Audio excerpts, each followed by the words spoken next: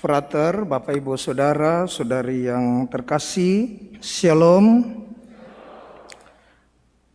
Ada lagu lawas yang terkenal yang mendapat piringan emas pada tahun 2001 dari sekian banyak karya mereka, gubahan dari Panbers. Harta adalah hiasan hidup semata, kejujuran, keikhlasan, keuangan, perumahan, dan seterusnya. Saudara-saudari yang terkasih dalam Tuhan, tidak ada orang yang mau hidup tanpa berharap ekonominya tercukupkan, bahkan melimpah, sejahtera. Ini harapan dari setiap orang. Tetapi juga tidak ada orang semasa hidupnya yang berharap relasinya terpuruk, melainkan harus dibangun atas nama cinta. Namun pertanyaannya, apakah orang mau memperjuangkan kejujuran, baik dalam hal mengolah harta maupun dalam hal membangun cinta? Dalam Injil hari ini, Yesus memberi perumpamaan tentang bendahara yang dipercayai tuannya, namun tidak jujur dalam mengelola harta milik tuannya itu. Ketidakjujuran bendahara ini tercium ketika ia mulai menghambur-hamburkan harta milik tuannya, lalu tuannya panggil, "Kau sini, mulai sekarang kau tidak boleh lagi bekerja, kau dipecat, tetapi harus membuat pertanggungjawaban atas semua urusanmu.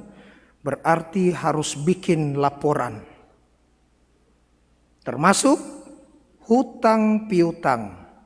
Dan dia menyadari kalau dia tidak bekerja, maka hidupnya di masa depan akan terpuruk ekonominya, dan relasi-relasi kepercayaan dengan para debitur-debitur juga pasti akan kacau.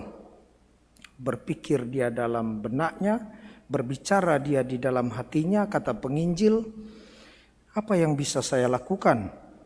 Mencangkul saya tidak bisa, mengemis saya malu. Saya ada ide." Mulailah dia mendatangi satu persatu para debitur. Yang pertama, dia mendatangi orang yang berhutang 100 tempayan minyak zaitun. Dan 100 tempayan minyak bukan jumlah yang sedikit. Ada sekitar 868 galon. Kalau dikonversi dalam liter ada sekitar 4.946 liter. Itu tidak sedikit. Bagaimana mungkin orang punya hutang begitu banyak? Rupa-rupanya ini tuan yang empunya usaha adalah seorang pengusaha yang punya perusahaan besar. 150 pohon zaitun baru bisa mendapatkan 100 tempayan minyak zaitun. Dan satu pohon susah sekali di sana. Orang punya 2 pohon, lumayan. Dari mana dia mau ambil? Lalu dia panggil, "Kau di sini, ini surat hutangmu." Oh, ini intensi. "Ini surat hutangmu, bikin yang baru." "Berapa bikin?" "Saya diskon 50%. Kau bikin 50 tempayan minyak." Pergi dia kepada yang kedua, "Berapa hutangmu?" "Saya punya 100 pikul gandum." Oh, banyak sekali. 100 pikul gandum. Dia membutuhkan 100 hektar supaya dapat 35 ton. Banyak sekali. Kau duduk, ini surat hutangmu, bikin yang baru, diskon 20%. Bikin 80 pikul gandum. Dibikinlah. Ini namanya ambil hati. Ambil hati supaya besok lusa dia dipecat. Orang berhutang kepadanya tanpa sepengetahuan dari Tuhan yang empunya piutang. Disinilah kecerdikan dari bendahara ini. Dalam kisah ini Yesus mengatakan bendahara ini dipuji oleh tuannya. Ingat Bapak Ibu, jangan sampai kita salah kaprah. Tuhan di sini tidak paralel dengan Tuhan yang empunya tanah, kebun anggur dan sebagainya. Tentang hal kerajaan sorga, bukan. Karena dengan demikian banyak pertentangan tentang arti perumpamaan ini. Tetapi sebagai satu gambaran, Yesus memberikan perumpamaan ini dan menitik beratkan kepada bendahara yang tidak jujur ini memperlakukan atau membaca peluang di masa depan. Kecerdikannya dia melihat jauh ke depan. Ini sebenarnya yang lalu Yesus katakan anak-anak dunia ini mereka lebih cerdik daripada anak-anak terang.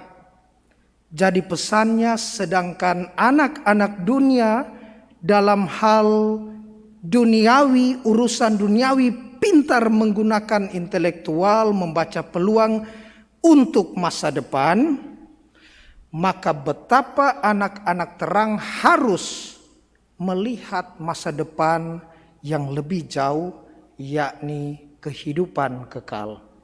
Saudara-saudari yang terkasih dalam Tuhan, pada akhirnya kita bertanya, lalu apa yang bisa kita pelajari dari bacaan-bacaan hari ini? Pertama, Yesus tidak sedang mengajarkan korupsi dalam hal ketidakjujuran. Tidak. Yesus sementara tidak mengajarkan hal ini. Bahwa Yesus mau mengatakan membantu orang dalam kesusahan adalah panggilan setiap pribadi yang mau mengikutinya. Dalam bacaan pertama ditegaskan bahwa Amos mengingatkan para saudagar, para pengusaha, orang kaya, kaum proletar, kalian jangan menindas orang miskin dengan mampu membeli mereka karena mereka punya suara Tuhan dengar. Tentu sebagian besar kita di rumah ada pembantu. Pastor, saya tidak ada, kadangkala anak dijadikan pembantu. Apa yang bisa kita lakukan kepada mereka di saat kita menuntut kewajiban mereka lalu mengabaikan hak-hak mereka? Anak kecil umur 7 tahun, cuci kau piring, sapu kau rumah. Kewajibanmu itu sebelum ke sekolah. Hak untuk bermain sekian persen kita lalu potong, didiskon untuk kerja. Berapa banyak orang yang punya anak pun berduit, kau les ini, kau kursus ini, setelah bahasa Inggris main piano, setelah piano kau kursus ini dan seterusnya.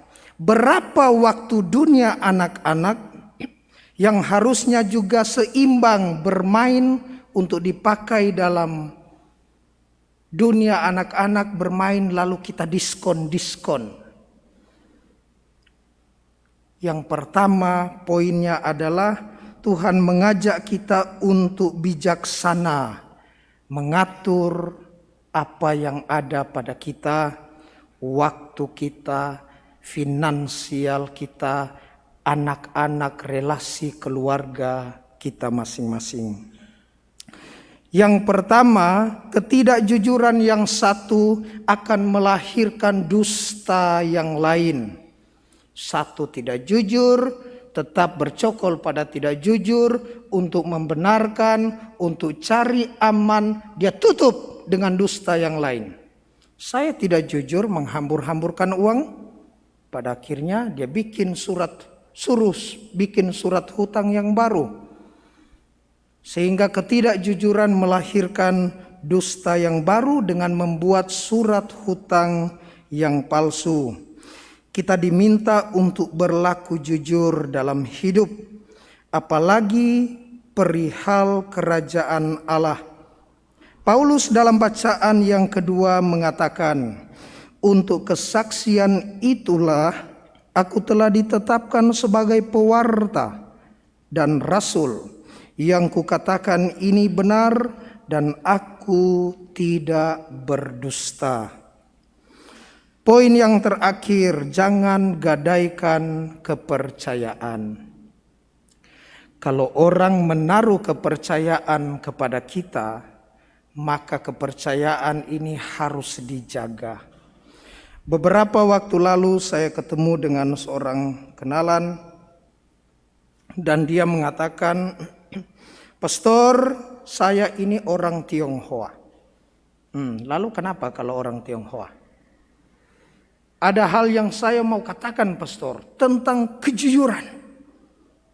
Bagaimana itu, Bapak? Saya silakan dia berbuat salah, saya suruh ini dia mungkin tidak bikin, pecah ini dia tidak bikin.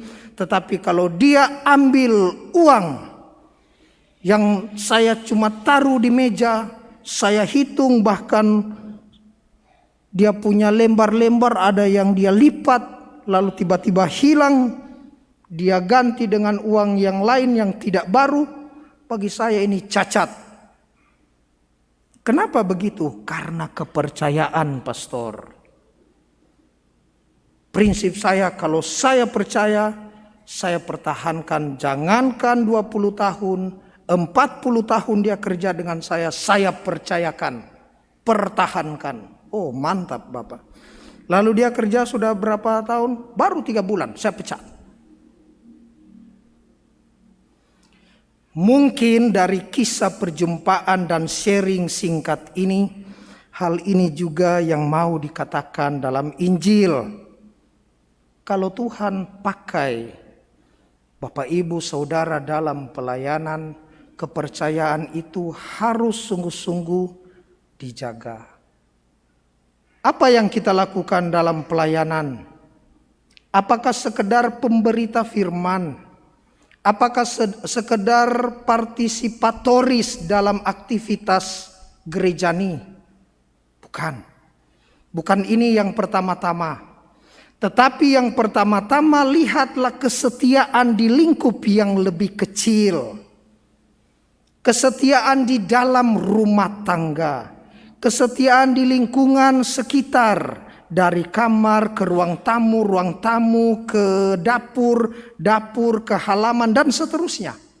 Bergerak keluar ke kantor, tempat kerja, lingkungan masyarakat. Kalau demikian kita mau setia pada hal-hal yang kecil, hampir semua penafsir mengatakan itulah pekerjaan perbuatan duniawi, maka kita dipercayakan untuk setia pada hal-hal yang besar, itulah hal-hal mengenai kerajaan sorga. Semoga demikian.